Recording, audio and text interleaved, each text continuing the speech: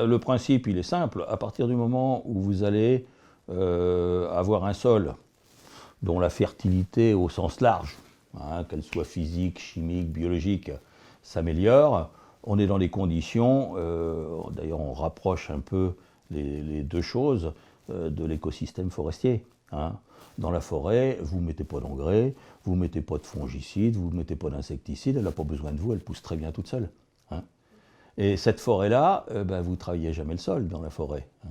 Donc qu'est-ce qui va faire qu'une forêt de 25-30 mètres de haut et sous les tropiques, quelquefois 40 mètres de haut, se nourrit sans apport extérieur? Eh bien, c'est toute la vie biologique qui va s'installer, qui va lui permettre d'avoir de l'azote, d'avoir du phosphore, d'avoir de la potasse. Parce qu'aucune plante ne pousse sans rien. Hein. Il faut qu'il mange. Voilà. Donc, ce qu'on va essayer de faire quand on va faire du semi-direct sur couverture végétale, c'est qu'on va essayer de reproduire un petit peu ce qui se passe dans l'écosystème forestier. Alors, le premier outil, c'est quand même le semi-direct. Hein, parce que le semi-direct offre des avantages qu'on n'a pas en agriculture conventionnelle. Après, on peut jouer sur la rotation des cultures. Hein. Donc moi je vous ai dit que je faisais des pois, du colza et 2 céréales derrière. Ça aura des conséquences sur l'enherbement. Et je vais vous dire pourquoi. Voilà. Ensuite, quand vous faites du semi-direct, vous utilisez des couverts végétaux. Hein. Le semi-direct ne fonctionne bien que si les couverts végétaux fonctionnent. On parle de semi-direct sur couverture végétale. Pourquoi? C'est que ça n'a rien à voir avec le semi-direct tout seul. Si vous faites du semi-direct sans couvert, sans plante de renfort, vous n'aurez aucun des avantages que vous aurez en semi-direct sur couverture végétale. Ce n'est pas du tout la même chose. Voilà.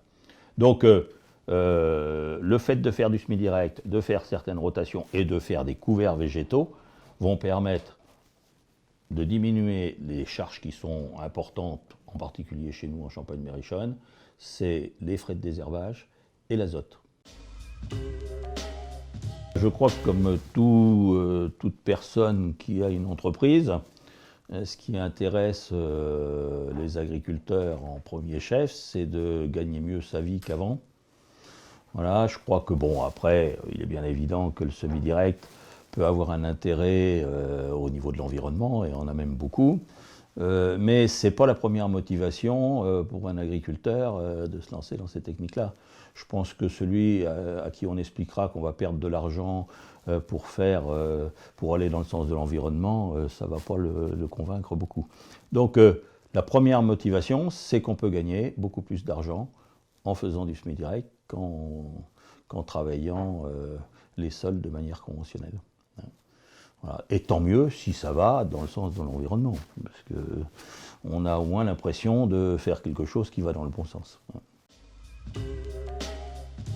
J'ai travaillé avec des couverts annuels, donc d'intersaison, hein, qui sont des plantes annuelles et qui meurent chaque année. Hein.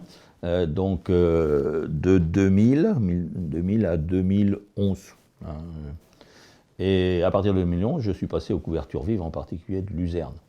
Voilà, donc, alors pourquoi une couverture vive? Moi j'ai travaillé sous les tropiques sur les couvertures annuelles et les couvertures vives, et on se rend compte qu'au niveau économique, c'est quand même les couvertures vives qui rapportent le plus d'argent. Ce qui paraît un tout petit peu logique, c'est qu'elles sont là toute l'année. Donc vous avez par exemple avec la luzerne une légumineuse qui va travailler toute l'année, même en même temps que votre culture, quoi. Donc tous les avantages liés à ces plantes-là dans le semi-direct vont être majorés nettement quand c'est une couverture vive qu'une couverture annuelle.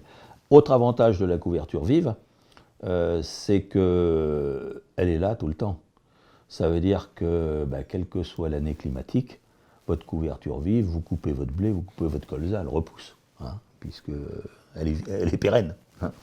Ce qui n'est pas le cas des couverts annuels, et de moins en moins le cas, puisqu'on a quand même un problème climatique sérieux, général, mais qui se traduit par le fait que quelquefois, entre le 15 juin et le 15 août, il n'y a pas beaucoup d'eau, ce qui fait que des couverts végétaux, même si vous les installez après la moisson, si c'est dans un sol sec et puis qu'il ne pleut pas du tout après, vous avez des couverts qui poussent qu'à partir du de fin août, début septembre, ce qui fait qu'ils n'ont plus qu'un mois pour pousser, quoi. Hein. Donc, il y a une contrainte de plus en plus aujourd'hui qui est liée au climat, au changement climatique, qui est la réussite des couverts annuels d'été en les semant après la moisson. Donc il y a peut-être une autre solution, c'est ce qu'il faudrait un petit peu revoir, c'est peut-être semer ces couverts avant la moisson, hein, les semer peut-être un mois et demi, il faudra regarder un petit peu les dates, prendre des plantes qui germent bien en surface et les semer. Là pour ça il faut avoir du matériel, hein, pour semer avant la moisson. Et voilà. Alors l'avantage des couvertures vives, c'est quand c'est une légumineuse, plus d'azote fixé parce qu'elle est là toute l'année, plus de fonctions qui sont liées à la légumineuse, à sa présence toute l'année, c'est sur la mycorhisation des sols, sur un tas de choses, sur la mobilisation des bases. Les légumineuses remobilisent beaucoup plus les bases que des céréales, etc.